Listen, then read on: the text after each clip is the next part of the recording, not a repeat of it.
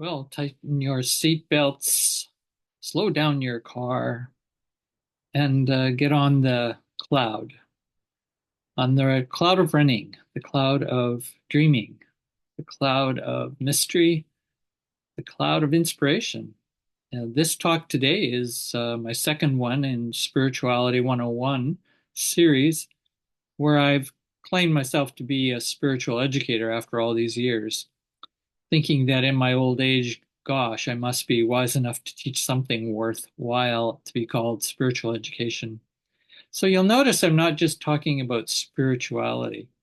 I add the word education mainly because it's kind of my real grass-rooted, boots on the ground kind of practical guy that I am, even though I can be very theoretical, that I think spirituality ought to always be framed in education, and education's framed in spirituality, and basically a process of you can actually learn how to be spiritual. That will be part of the topic today, but the main feature is how afraid we are of getting spiritually educated. The fear of actually being liberated, emancipated, all kinds of words we could use.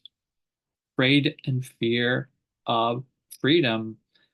We think of Erich Fromm's great work, The Fear of Freedom. So those will be the two topics. I think it'll be a short video because I'm very hungry right now and I ought to eat something. I've been up early this morning working on a blog, which is a, basically a resource page for my Truthing Trifecta, I call it, of three teaching practices that have been the most important for me and have emerged very naturally. They are liberation, pure counseling, spontaneous creation making, and fearlessness knowledge. I'll put a link to those so you can go to kind of one page to get a really good background of the practitioner me as well as the philosopher, but really the practitioner base of everything I do that works toward liberation, a liberational life. But again, to return to our topic today, why do we fear a liberation life so much?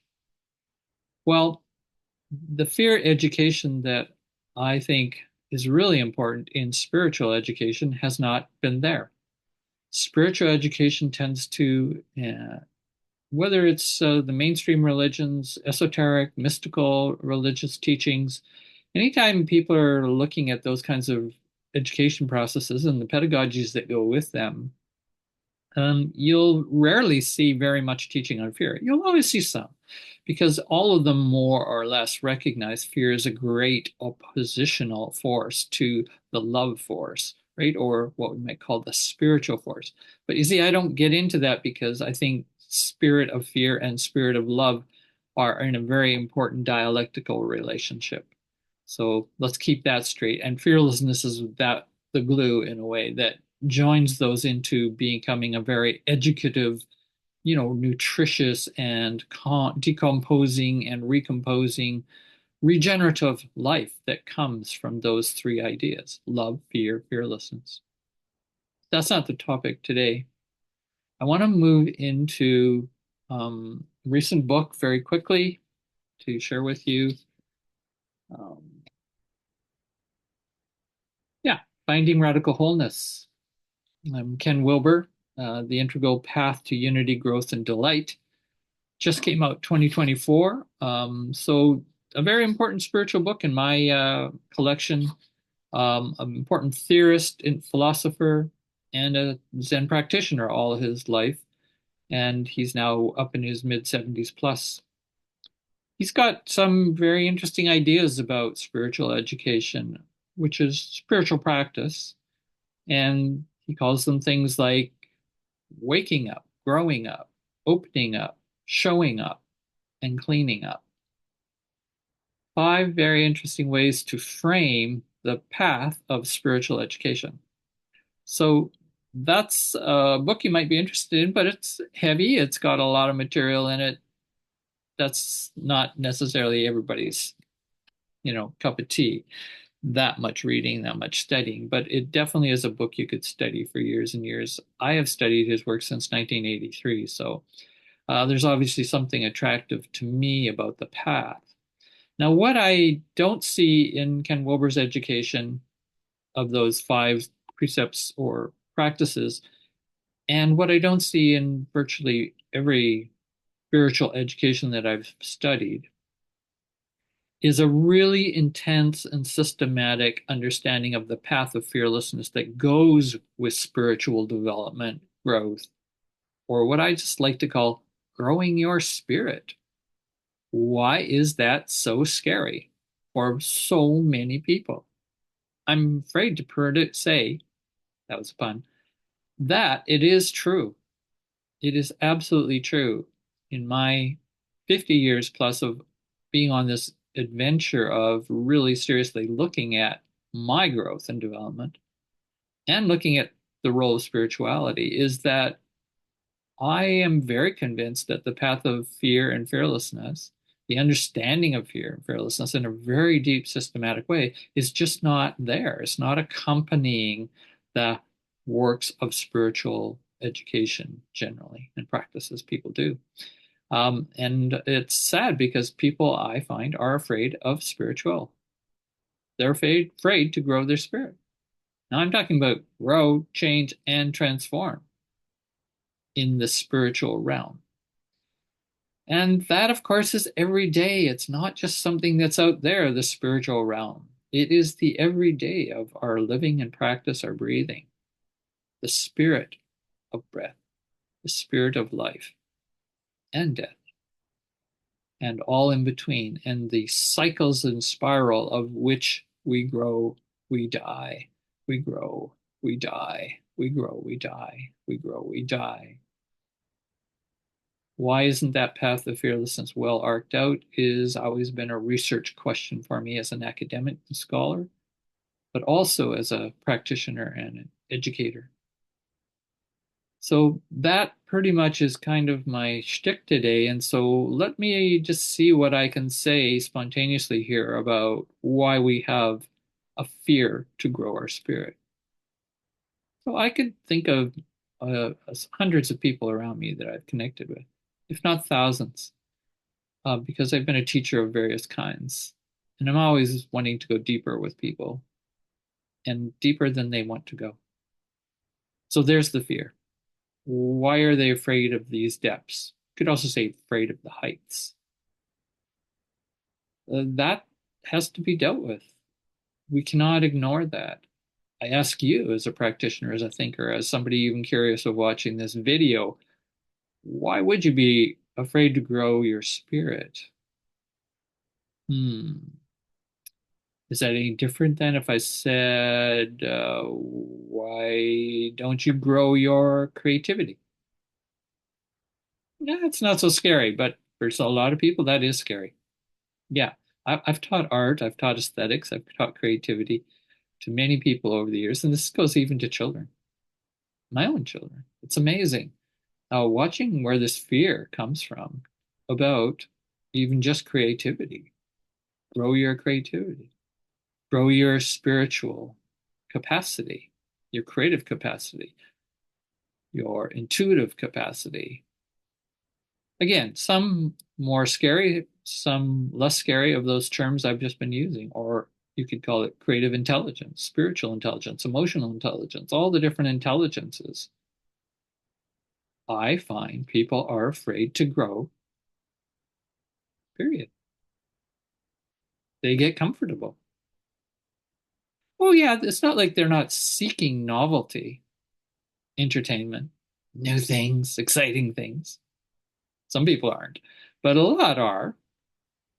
I've met them. I've hung around them. I've taught them. I've been with them. I've studied under them. But at some level, over and over, with many everyday folks, they are afraid to grow their spirit. So I think of the ideas of oppression when I think of trying to explain fear of growing one's spirit. You'll see I'm leaving spirit wide, wide open here for your interpretation, mind. We could go into it in finer detail. If you ask me, I will do that in an interview. What do I mean by spirit? spirituality, but just spirit in thinking just in an open, aesthetic kind of affective way of spirit, spirit, spirit, spirit. People are afraid because they are oppressed. And they're oppressed because they're afraid. So external oppression makes people fearful. That gets internalized to an internalized oppression, which represses and terrorizes the inside of our being. Various devices through that, which I've called the fear and its cousins: guilt, shame, dread, despair, terror, panic, all cousins of fear or fear patterning. But I sometimes call fear with the two marks because that notion of fear is very different than what we normally talk about as fear, as this psychological, individual kind of definition. Fear is a protective feeling or emotion against threat. No, much bigger than that, the complexity and depth that you get into when you really follow a path of fearlessness teaching and exploration and research. So people are afraid to research that deeply into themselves, is what I'm basically saying. Oh, well, that's called self-inquiry, self-reflective practitioner, becoming an individual who continually reflects on their life, right? The Socrates notion of a life not reflected upon philosophically and thoughtfully, mindfully, is a life not worth living. It's kind of the Platonic dictum. And I would agree, but who am I to say a life is not worth living? I think we have to nuance that. I'm really much more interested in what is the fear behind not living? What is the fear that prevents us from, in other words, living that reflective life where we want to go deeper? It would just be simply as that. Just imagine waking up in the morning. Um, just thinking of the average person, think of yourself. You wake up in the morning, you're laying there, you're thinking of all the things you want to do or have, your coffee or whatever. I'm not a coffee drinker. Do not imbibe in addictive substances as much as possible to get the day started because it takes you already away from yourself and away from your depths. Away from asking the basic question, which is I'm putting forward to you right now, is you wake up and you say, how can I go deeper today?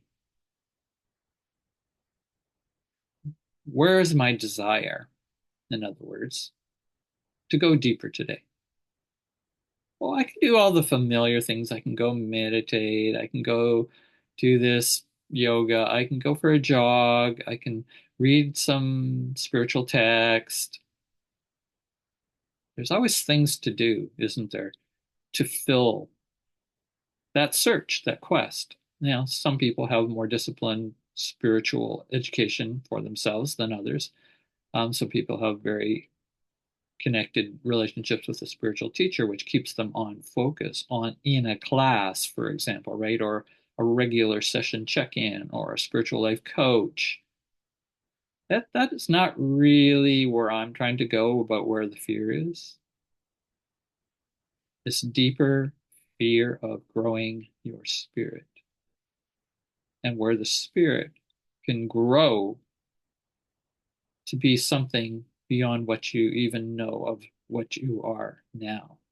This is the transformation of one's identity, right? Well known in all the spiritual traditions, if you really are seriously asking the question, how can I grow myself deeply? How can I grow myself, the spirit self, and just spirit itself? How can I grow spirit in my life? There's a question. I think that's probably the simplest way I like of framing it. How can I grow spirit in my life? How can I grow friends in my life? So it's an analogy to that. How can I grow creativity in my life? But if you're to ask someone, it's not common. I don't think I asked that question. So it's coming this morning is very interesting. How can I grow a spirit in my life? All right. The fear comes from the oppression, as I said, many oppressions, intersections, intersectionality of oppressions, as it's called sometimes, classism, racism, sexism, on and on, adultism, ageism, disabilities, ism. There's so many kinds of a speciesism. Just thinking of a few off the top, the more common ones.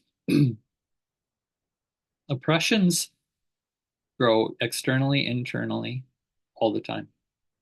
Almost like a cancer, really, if you think about it. A cancer that's in your body and beyond your body, in your mind and beyond your mind.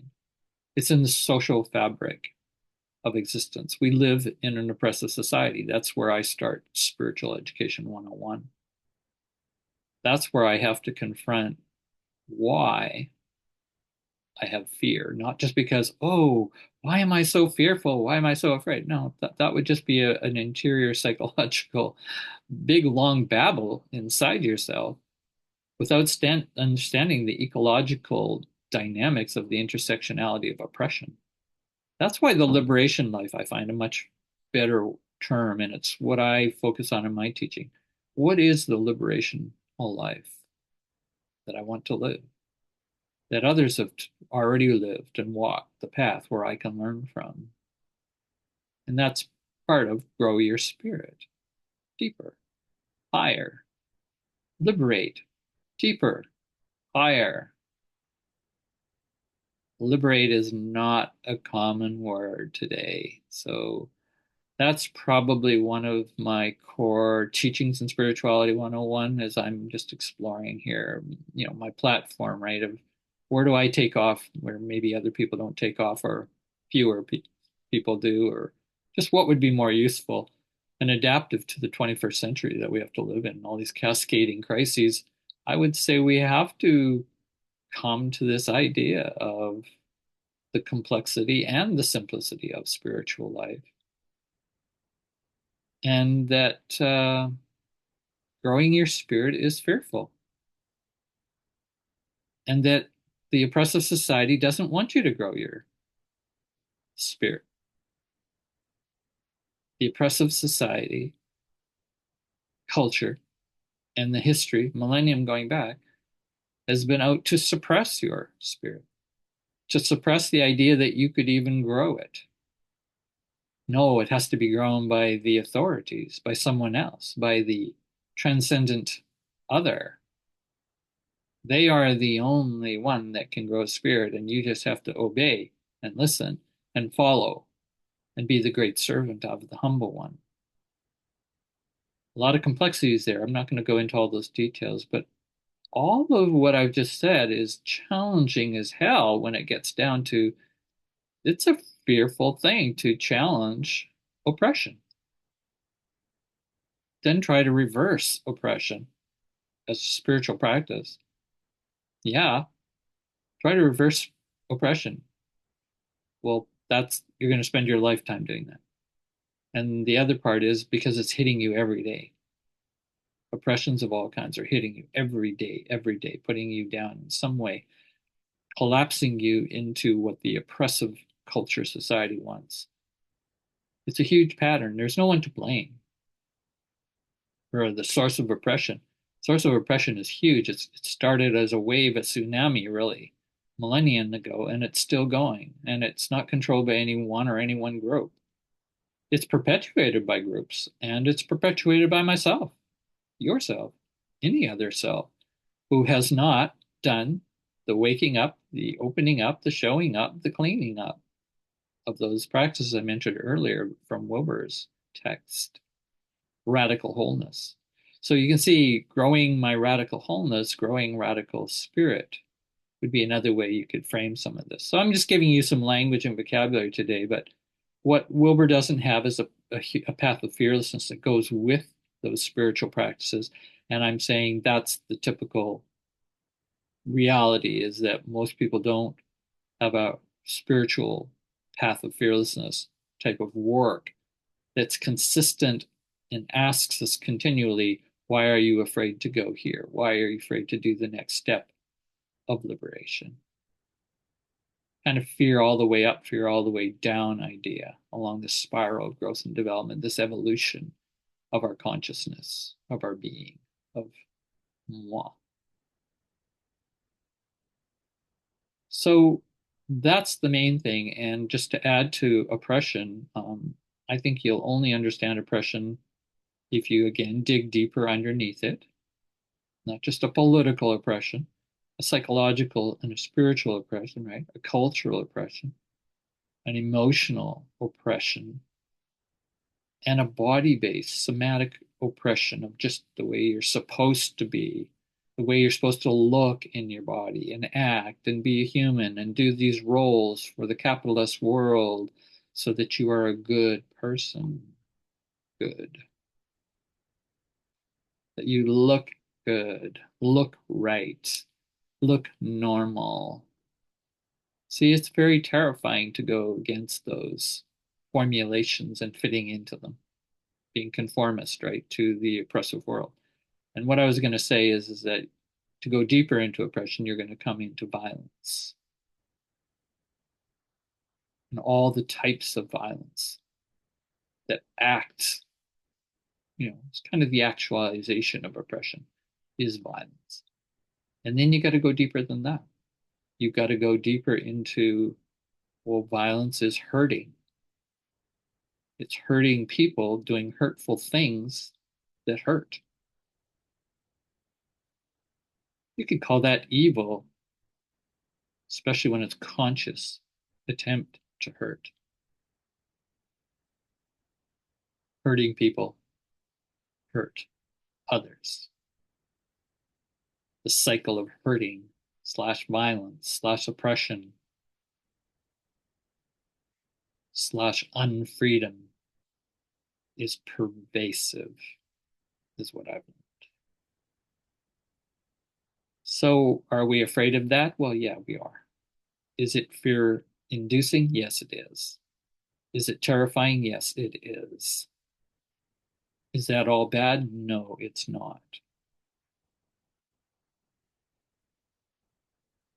It's part of life. It's part of decay. It's part of dying. It's part of the desire and the need of the universe, really, the cosmos, as I say, and others say, is to find out where it's going, find out what its flaws are, find out how it's going to regenerate itself to the next iteration of an innovation, a creativity, a burst of a new way that spirit expresses itself.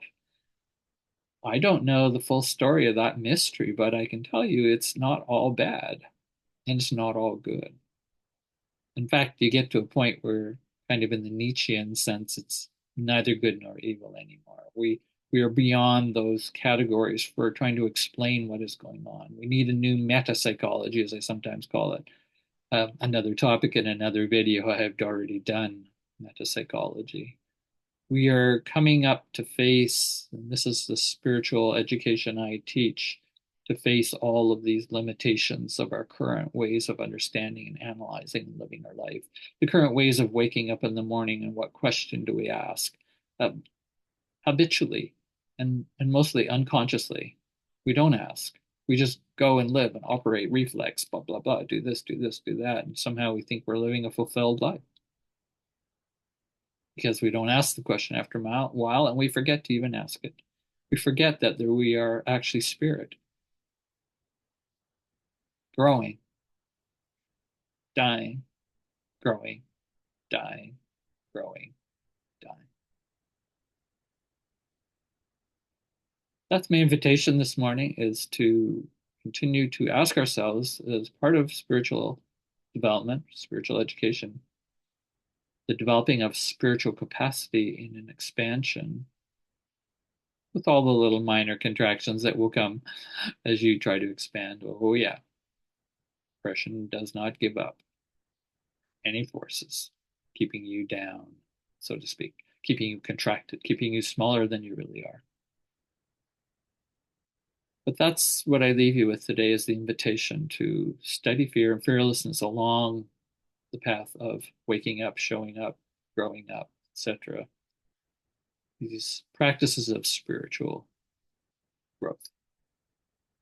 Okay, let's have comments on this YouTube. I'd appreciate it. We'll continue the conversation and we'll go from there. Good to see you today, and all the best to where you might go deeper today and deeper still.